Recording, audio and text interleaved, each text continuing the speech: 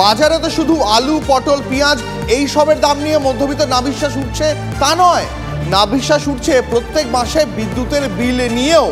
CESC বহু বছর ধরে একচেটিয়াভাবে কলকাতায় বিদ্যুৎ বন্টন করছে। তারা হঠাৎই 5.7% বিদ্যুতের বিল বাড়িয়ে দিয়েছে।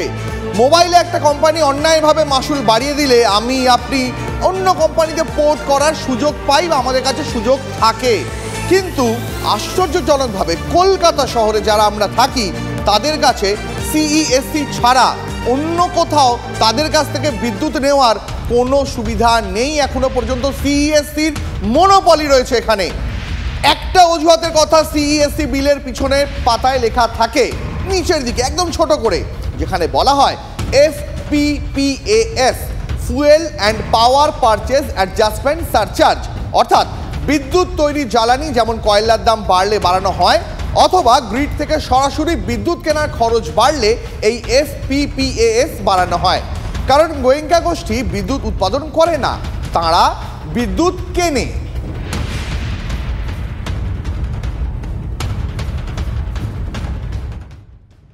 সিএসসি এই সুযোগে ওরা আবার দাম বাড়িয়ে দিয়েছে, ক পয়সা শুনলাম, আমি জানতাম না, আমাদের কাছে কোনো ইনফরমেশন নেই। পাওয়ার ডিপার্টমেন্টও আমি শুনেছি কোনো ইনফরমেশন নেই। অ্যাটলিস্ট একটু তো কথা বলে নেবে, এটুকু আমরা আশা করি, এটা প্রত্যাশা।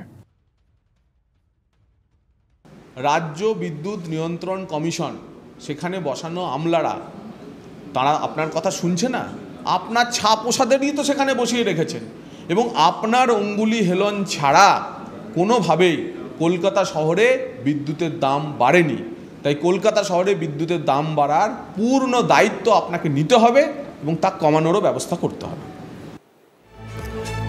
সিএসসির বিরুদ্ধে কলকাতার বিদ্যুৎ গ্রাহকদের অভিযোগের একেবারেই শেষ নেই। সঞ্জীব গোয়েঙ্কা গ্রুপের IPL এ ক্রিকেট টিম রয়েছে, ময়দানে ফুটবল টিমে মালিকানাও রয়েছে, সব মিলিয়ে 8টা কোম্পানি রয়েছে, যার অনেকগুলোই লসে চলে। কলকাতার বিদ্যুৎ গ্রাহকরা রাগ করে বলেন যে তাদের ঘাড়ে কাঁঠাল ভেঙেই ফুটবল ক্রিকেট হচ্ছে। কিভাবে হচ্ছে? কাঁঠাল ভাঙার একটা অজুহাতের কথা সিএসসির বিলের পিছনে পেজে লেখা থাকে। নিচের দিকে বলা হয় যে fuel and power purchase adjustment surcharge, অর্থাৎ বিদ্যুৎ তৈরির জ্বালানি যেমন কয়লার দাম বাড়লে বাড়ানো হয় অথবা গ্রিড থেকে সরাসরি বিদ্যুৎ কেনার খরচ বাড়লে বাড়ানো হয়, কারণ গোয়েঙ্কা গোষ্ঠীর বিদ্যুৎ উৎপাদন করে না, বিদ্যুৎ কেনে।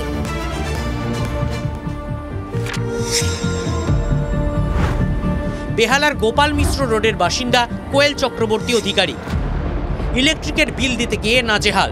তার বক্তব্য, প্রত্যেক মাসে হাজার হাজার টাকার বিল পাঠাচ্ছে সিএসসি। মার্চ মাসে সেভাবে এসি চলেনি, কিন্তু তাও বিল এসেছে 7,000 টাকার বেশি। এপ্রিল মাসে এসি চললেও হিসেব করেই চালিয়েছেন, কিন্তু 12,000 টাকার বিল এসেছে। অভিযোগ পেয়ে বাড়ির বিদ্যুৎ সংযোগ পরীক্ষা করে গিয়েছেন সিএসসির বিশেষজ্ঞরা, কিন্তু বিল কমেনি। মার্চ মাসে হয়তো 1,007-8 টাকা, এই যে আমার কাছে মার্চের বিলটা আছে, 7,004 টাকা এটা আছে। এপ্রিল মাসে এসছে 15,000 টাকা, 15,000-এর একটু বেশি।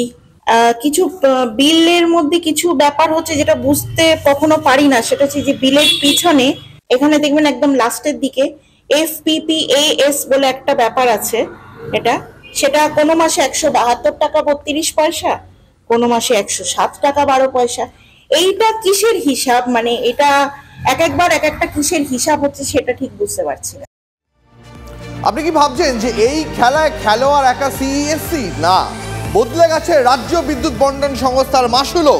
পুরনো আর নতুন বিল খতিয়ে দেখলেই তার পার্থক্যটা বোঝা যাবে মাসুল কতটা বেড়েছে। স্ল্যাবের হেরফের করে মাসুল বাড়িয়ে দেওয়া হয়েছে। আগে 72 ইউনিট পেরোনোর পরে মাসুল বাড়ত, এখন 30 ইউনিট পেরোনোর পরেই মাসুল বেড়ে যাচ্ছে। আমার সহকর্মী শ্রাবন্তী সাহা রয়েছেন আমার সঙ্গে এই বিষয়ে আরো বিস্তারিত বোঝানোর জন্য। শ্রাবন্তী, যদি একটু বুঝিয়ে দাও যে রাজ্য বিদ্যুৎ বন্টন সংস্থা তারাও কিভাবে ঘুরপথে ওই ছোট করে, যেখানে স্ট্যাটিউটারি ওয়ার্নিং লেখা থাকে তেমন ছোট করে বিলে একটু পরিবর্তন করে প্রত্যেক মাসে বিদ্যুতের মাসুল বাড়িয়ে চলেছে। দেখো, সিইএসসি এবং রাজ্য বিদ্যুৎ পর্ষদ এই উভয়ের মধ্যেই মোটামুটি আমাদের এই রাজ্যের অধিকাংশ মানুষ তারা বিদ্যুৎ পেয়ে থাকেন।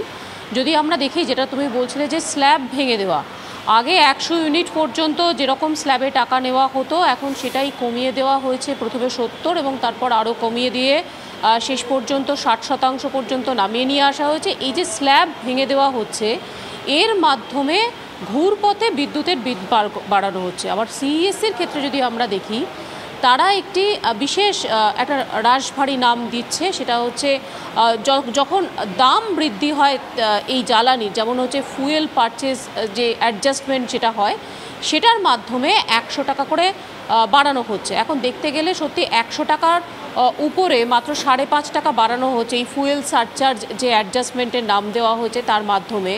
কিন্তু দেখতে হবে যে মানুষের বিল শুধুমাত্র 100 টাকায় থেমে নেই, ফলে এটা প্রত্যেক মাসে বাড়ছে এবং এটা অনেকে দাবি করে থাকছেন যে যাদের এরিয়ার পর্যন্ত দিয়ে 3 মাসের এরিয়ার ধরে ধরে প্রত্যেক মাসে এটা বাড়ানো হচ্ছে। এবং সর্বোপরি প্রত্যেকটি বিলের পিছনে, সেটা সিইএসসি হোক বা রাজ্য বিদ্যুৎ পর্ষদ, এমন করে এই অঙ্কটা কষা থাকে যেটা সাধারণ মানুষের পক্ষে বোঝার কার্যত পক্ষে অসম্ভব হয়। আরও বলতে আছে, অনেকে অভিযোগ করছেন যে সাধারণভাবে 1 তারিখে যদি মিটার আসে, মিটার রিডিং করতে আসেন যে মানুষরা, অর্থাৎ ধরা যাক গত মাসে জুন মাসের 1 তারিখে এসেছেন, তাহলে 30 দিনের জন্য এ মাসেও 1 তারিখে আসার কথা রয়েছে। অথচ দেখা যাচ্ছে 1 তারিখে না এসে তারাই 15 বা 20 তারিখে আসছেন, অর্থাৎ বুঝতে পেরেছি শ্রাবন্তী, বুঝতে পেরেছি। আপাতত তোমাকে ধন্যবাদ। এবছর গ্রামীণ ডোমেস্টিকে 300 ইউনিটের স্ল্যাবে 18 পয়সা পার ইউনিট দাম বাড়ানো হয়েছে।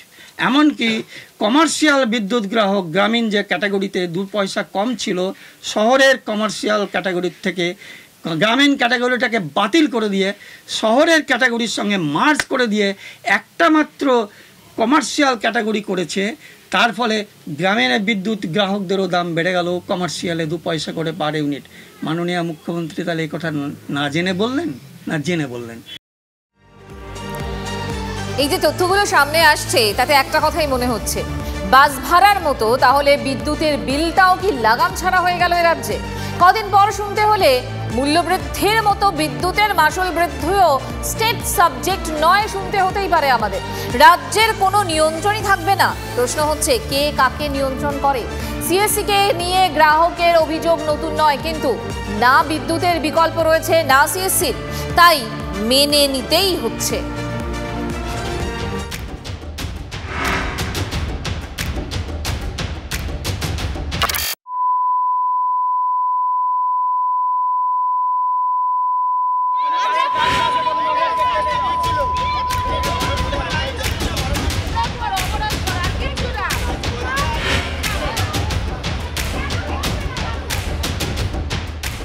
তিন মাস অন্তর মিটার রিডিং করে যে লম্বা স্লিপটা ধরিয়ে দেওয়া হয় তার পাঠোদ্ধার করা এমনিতেই দুরূহ ব্যাপার, কিন্তু স্লিপটা হঠাৎ পকেটে ভারী ভারী ঠেকলে ভয় ভয় তো করবেই।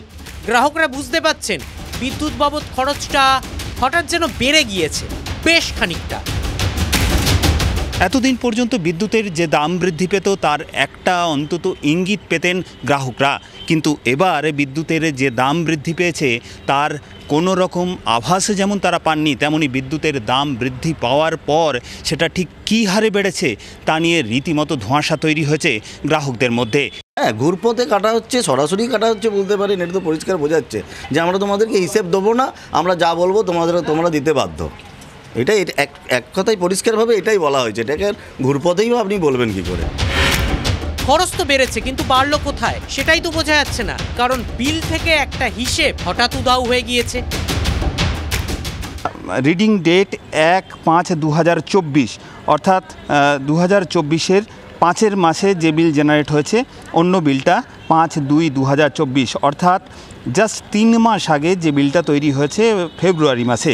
এই 5/2/2024 যে বিল তৈরি হয়েছে সেই বিলে দেখা যাচ্ছে যে এখানে এনার্জি চার্জেস যে 2493 টাকা 90 পয়সা রয়েছে, সেটাও আবার কিভাবে দিতে হচ্ছে গ্রাহকদের তার একটা ডিটেইল এখানে লেখা রয়েছে। অর্থাৎ ফার্স্ট 102 ইউনিটের জন্য 5 টাকা 4 পয়সা হারে বিদ্যুতের বিল দিতে হয়েছে, পরবর্তী 78 ইউনিটের জন্য 6 টাকা 33 পয়সা হারে, তারও পরবর্তী 120 ইউনিটের জন্য 7 টাকা 12 পয়সা হারে, এবং তারও পরবর্তী যে 84 ইউনিট রয়েছে সেটার বিদ্যুতের বিল দিতে হয়েছে 7 টাকা 52 পয়সা হারে। এই যে বিদ্যুতের এনার্জি চার্জেসের যে ডিটেলস, সেই ডিটেলসটাই হঠাৎ করে উধাও হয়ে গেছে পরবর্তী যে বিল 3 মাস পরে যে বিল জেনারেট হয়েছে সেই বিলের ক্ষেত্রে। এই জায়গায় কিন্তু একেবারে ফাঁকা, অর্থাৎ পরবর্তী বিলে এনার্জি চার্জেস ডিটেলস হঠাৎ করে উধাও হয়ে গেছে। এখানে কলাম রয়েছে quarterly consume rate, amount, fixed charges details, contract load, total month, rate এবং অ্যামাউন্ট। এনার্জি কনজাম্পশনের হিসেবের যে ফাঁক, সেটাই কি আমাদের পকেটের ফুটো,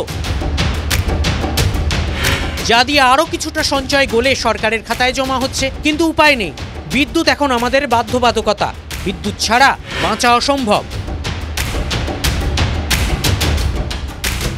দেখুন, আমরা একসঙ্গে বিলটা দিতে গিয়েই প্রথমে সমস্যার মুখোমুখি হতে যাচ্ছি। হয়তো আমাদের যদি নিত্য নৈমিত্তিক বা দৈনিক অথবা সাপ্তাহিক বা যদি মাসিক করতো বিলটা, তাহলে আমাদের দিতে হতো অনেক সুবিধা হতো।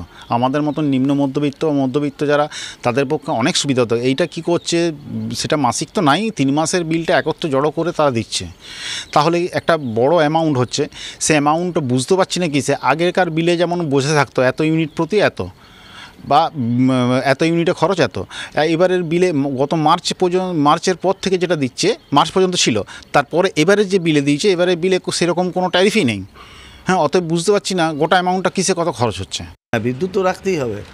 এই তো হচ্ছে কি যে বাড়িতে অসুস্থ মা আছে, বা ধরুন এখন এই প্রচণ্ড গরম, জল নেই, সব কিছু বিদ্যুৎ ছাড়া তো মানুষ এখন বাঁচতে পারবে না। যাই করুক তাই করুক, একবেলা খেয়ে হলেও বিদ্যুৎ রাখতে হবে। সেই বাধ্যবাধকতাটা বুঝেই তো হচ্ছে কি যে মানুষের পকেট কাটাটা আরও সুবিধা হয়েছে।